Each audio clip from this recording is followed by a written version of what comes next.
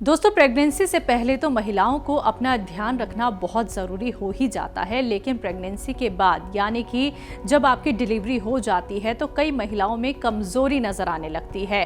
तो इस कमज़ोरी में आप कैसे राहत पा सकते हैं और कौन सा हो सकता है वो घरेलू नुस्खा जो आप घर बैठे बैठे अपना सकते हैं, जानते हैं इस खास वीडियो में हकीम सुलेमान खान साहब से। खसखस 1 ग्राम, 1 चम्मच खसखस, 1 ग्राम गोंद मोरिंगा सफ़ेद और दूध में बारीक पीस लें किसी भी तरह।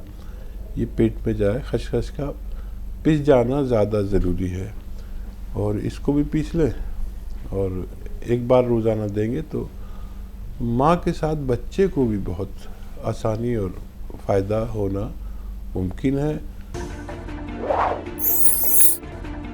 ऐसे ही तमाम बीमारियों के असरदार घरेलू उपायों को जानने के लिए आप हकीम सुलेमान जी के इस वीडियो को अंत तक जरूर देखिए और ज्यादा जानकारी के लिए हमारे YouTube चैनल हकीम सुलेमान पर जरूर आएं।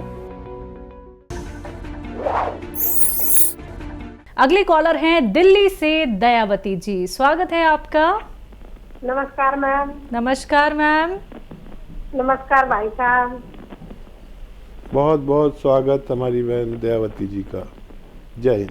थैंक यू भाई साहब। भाई साहब ये बताओ, जिसके हार्ट ब्लॉकेज है और ये ऑपरेशन भी हो चुका है एक बार, अरे उनको ना कोई नुस्खा बना के देने वाला नहीं है, तो वो थोड़ी सांस की बीमारी है, तो उनके लिए मैंने ना पी केयर और एस केयर कैप्सूल मंगवा दिए। तो वहाँ से डॉक्टरों ने बोला कि 2-2 खाने हैं, एक करके, सुबह 2 शाम को। ये ठीक है, मैंने तो उनके लिए एक बताया, मैं कहा एक सुबह एस केयर खाओ और शाम को पी केयर खाओ, इतना खाओ और अड़सी भून के खाओ और नमक जैतून मतलब मीठा डाल के एक चूटी उसके साथ अड़सी ले। तो ये नुस्खा उनके लिए ठीक है, क्योंकि उनको कोई करके देने वाला नहीं है, घर में अकेले है। ठीक है। हाँ देखिए, कैप्सूल तो एक एक ही खाना है, ज़्यादा ना दें क्योंकि हार्ट के मरीज़ हैं। एक ही कैप्सूल दें बस, और एक ख़त्म होने के बाद दूसरा दें। एक साथ ना दें, कहीं ज़्यादा प्रॉब्लम ना हो जाए। हार्ट के मरीज़ हैं तो वो ज़रूर दें इनको, नमक जैतून और खाने का सोडा, तो वो खुद ही बना के इसको इस्तेमाल करें दिन में 1 बार या 2 बार, तो वो हमेशा सेहतमंद रह सकते हैं। हार्ट ब्लॉकेज और ऑपरेशन और ये सब होने के बाद इत्मीनान नहीं होता, क्योंकि फिर से दोबारा हो जाता है 2-4 साल के बाद। तो अगर ये नुस्खा लेते हैं तो फिर ये दोबारा होने से उसको रोक लेता है और आदमी सेहत की ज़िंदगी गुजार सकता है। दिल्ली से हैं वीरेंद्र जी, स्वागत है आपका। हाँ नमस्कार मैडम जी। नमस्कार सर। हाँ, सुल्तान हिंद गुरु जी को नमस्कार, पैर छू के हाथ जोड़ के नमस्कार गुरु जी। आपका बहुत बहुत स्वागत जनाब, इज्जत अफजाई के लिए शुक्रिया। मेरे कुछ सवाल है, मैं थोड़ा करना चाहूँगा जी। एक गुरु जी, एक ये है, मैंने ये दूरदर्शन पे देखता हूँ मैं, ठीक है, ये काली हल्दी और काली अदरक ये किस काम में आती है? क्योंकि इन्होंने ये सुधांशु जी त्यागी जी है, अपने यूपी से हापुड़ के रहने वाले, इन्होंने इसकी खोज की है। उन्होंने कहा था कि इसकी औषधि बनती है, लेकिन उन्होंने ये नहीं बताया क्या औषधि बनती है। एक तो ये सवाल है गुरु जी। और एक ये गुरु जी, मोरिंगा का स्वाद मैं जो बताता हूँ ना, मोरिंगा जो बताते हैं, इसमें घटक क्या होता है? क्या मतलब विटामिन सी होता है, ये होता है, क्या है? एक ये सवाल है गुरु जी। और एक गोजा में, ये चिल गोजा, इसमें क्या घटक होता है? एक ये सवाल है गुरु जी। और एक गुरु जी, हमारे लिए मेरी बच्ची को 8 महीने पेट से है वो, ठीक है, वो हॉस्पिटल में एडमिट है, तो उनका बीपी अप डाउन रहता है, वो इसलिए अब 2 दिन से एडमिट है, तो उनके लिए कुछ सुझाव दीजिए गुरु जी। ठीक है। एक ये सवाल है गुरु जी। और एक ये है गुरु जी, जैसे पानी का पीने का सूत्र है, जैसे मेरे अंदर मेरा वजन 65 से 70 के बीच में रहता है। मैं पिछले 20-25 साल से मैं देख रहा हूँ, मैं पानी पीता हूँ, जैसे मेरा जितना वजन है मैं उसको 10 से भाग कर देता हूँ और जो बचता है उसमें से 2 हटा देता हूँ, उतना पानी पीता हूँ। क्या ये सूत्र ठीक है गुरु जी? और गुरु जी एक ये है, आंवला क्या दूध के साथ ले सकता हूँ? दूध के साथ आंवला? हाँ जी, दूध के साथ आंवला ले सकता हूँ। और एक गुरुजी वो फ्रेंचाइज के बारे में मेरी बात हुई थी, कोई मनोज ने बताया था क्या कि भैया जी हम वैसे दवाई दे देंगे आपको 1 लाख 2 लाख की जो चाहिए, अभी इसके लिए कुछ हमारे यहाँ पर ऐसा कुछ है नहीं। एक ये सवाल। और गुरुजी देश आप कहते हैं हर चीज नकली आती है, दूध नकली, क्योंकि मैं दिल्ली गया था, खारी बावली हमारी लड़ाई भी हो गई वहाँ, क्योंकि ठीक है ना, वो दुकानदार बड़े शातिर है, बूढ़े दुकानदार वो बड़े शातिर वहाँ पर, क्योंकि हम 2-3 जने थे, बहुत वो हो गया। मोरिंगा भी नकली, ये उसने रसोट ही दे दिया, ये जो होता है ना ये काला जो रसोट होता है इसकी सिया की है, रसोट दे दिया उन्होंने। क्यों आपने बताया कि वो ऐसा होता है कि चमकता नहीं है, तो वो चमक रहा था एकदम, जैसे तारकोल होता है, तारकोल सूख जाता है तो वो चमकता है, इस तरह से चमक रहा था। एक ये सवाल गुरु जी, वहां पे बहुत नकलखोर है, सारा ही तो नकली है सब कुछ, बस एक उन्नाव तो असली था, वो लाल वाला बेर आपने बताया ना वो तो असली था ही। एक गुरु जी ये है, अब जैसे आप बताते नकली है तो ये नकलकारों से कैसे देश को बचाए, एक ये सवाल है सबसे मोस्ट इम्पोर्टेंट सवाल। भ्रष्टाचारी भरे पड़े हमारे समाज में, मिलावटखोर है, नकलकार हैं, इनको कैसे बचाए इसको अपने देश को, क्योंकि 6 लाख शहीद हुए थे देश जब आजाद हुआ था, तो इससे कैसे बचाए, ये सबसे बड़ा सवाल है गुरु जी। धन्यवाद गुरु जी। और फ्रेंचाइज के बाद हाँ, सबसे ज्यादा सवाल आपकी तरफ से आते हैं और सबसे अलग सवाल आपकी तरफ से आते हैं। देखिए, जब ऐसा नहीं है कि कभी हमारे देश में या दुनिया में बुरे आदमी नहीं रहे हों, लेकिन जब बुरों की तादाद बढ़ जाती है तो पूरे देश के लोगों पर शक जाता है, और थोड़े से हों तो फिर सब लोगों को अच्छा कहते हैं। अगर थोड़े से बुरे लोग हों और थोड़े से अच्छे लोग ज़्यादा हों तो सबको अच्छा कहा जाता है। और हम अपने आप को परिवर्तित करें, अपने सच्चाई पे काम करें, मन बदलना बड़ा ज़रूरी है। और इसके लिए माँ की गोद से हमारी शिक्षा होती है। जब हमारी माँ, जब हम समझ भी नहीं पाते इस बात को, तो वो ये कहती है कि बेटा सच बोलना, बेटा बेईमान नहीं करना, बेटा किसी को सताना नहीं, किसी के काम आना। और वो शिक्षा बंद हो गई, हमने तो ये शिक्षा हासिल की है। तो बड़ा मुश्किल है, बहुत मुश्किल है कि हालात की गुत्थी सुलझे, बहुत मुश्किल है कि हालात की गुत्थी सुलझे। अहले दानिश ने बहुत सोच के उलझाई है। तो नकली से बचाने के लिए हमें ही सतर्क रहना पड़ेगा। जैसे आप मार्केट पहुंच गए और हर चीज़ आपको नकली देने लगे, कितना क्रोध आया होगा आपको। ऐसा आप तो जानकार थे, आप बच गए, लेकिन लाखों लोग ही नकली चीज़ें लेकर आते हैं, सेवन करते हैं। फ़ायदा तो क्या उठाएंगे, नुकसान भी उठाते हैं। मुझे कल कोई दिखा रहा था कि गोंद चिलगोज़ा भी नकली आ गया, नमक जैतून भी नकली आ गया। सब जो भी मैं बोलता हूँ वो सब बना लेते हैं जो नकल करने वाले हैं। मेरी तो समझ में आता नहीं कि इसमें क्या करो, आप कुछ भी कर लो, उनका कुछ बिगाड़ नहीं सकते।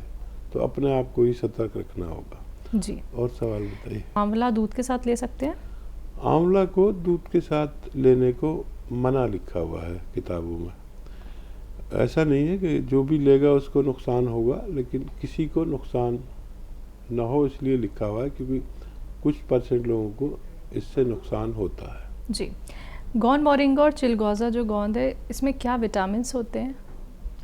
ये विटामिन और कैल्शियम और ये आयरन तो सब होता ही है, लेकिन एक अलग टाइप के ये प्रोटीन है। जैसे गोंद सिया है, उसमें स्याह प्रोटीन है, काली प्रोटीन। ये दुनिया की विशेष प्रोटीन होती है जो बहुत कम पाई जाती है किसी चीज़ में। तो इनके सबके अलग अलग, अगर इनकी पूरी फहरिस्त बताई जाए तो पता नहीं 30-40 तरह की इसमें विटामिन सी, कैल्शियम, प्रोटीन्स होती हैं। तो उसकी फहरिस्त तो मैं कहूँगा तो पूरी वो चली जाएगी, पूरा प्रोग्राम ख़त्म हो जाएगा और वो ख़त्म नहीं होगा। लेकिन जो भी लें आप असली ज़रूर लें। जी। इनकी बेटी हैं जो प्रेग्नेंट हैं, बीपी अप डाउन रहता है। हाँ, देखिए ये आखिरी महीने में कुछ रद्द बदल होता है बीपी कम ज़्यादा होता है। अपने डॉक्टरों की निगरानी में बहुत अच्छा है। अगर मुमकिन हो तो उन्हें 10 ग्राम गुड़ 10 से 20 ग्राम रोज़ाना खिला दिया करें 2 वक्त में। बाकी आप डॉक्टरों के इलाज को फॉलो करें। बच्ची की नॉर्मल डिलीवरी भी मुमकिन है। जी, काली हल्दी और काली जो अदरक है, किसी ने औषधि बनाई है, तो क्या इससे कोई औषधि बनती है हकीम साहब? और देखिए, अब जो पेड़ पौधों पर भी लोग ऐसा कर रहे हैं कि जैसे गाजर लाल आती थी, अब नीली भी आती है। हल्दी पे भी, भिंडी भी एक अलग टाइप की आने लगी, लाल लाल। तो इस पर भी लोग अपने तजर्बे कर रहे हैं, लेकिन अभी तक उनका तय नहीं है कि इनमें क्या फ़ायदे या क्या नुकसान होंगे। जब तक उनके फ़ायदे नुकसान न समझ जाएं, जब तक हम कोई जवाब नहीं दे सकते। जी, आखिरी सवाल हकीम साहब इनका ये था, इनका जो वज़न है वो 65 किलो है, लेकिन ये जो पानी पीते हैं बड़े तोल मोल के पीते हैं। हाँ, आप समझदार इंसान हैं। जो पानी आप पीते हैं आपके लिए वही मुनासिब है।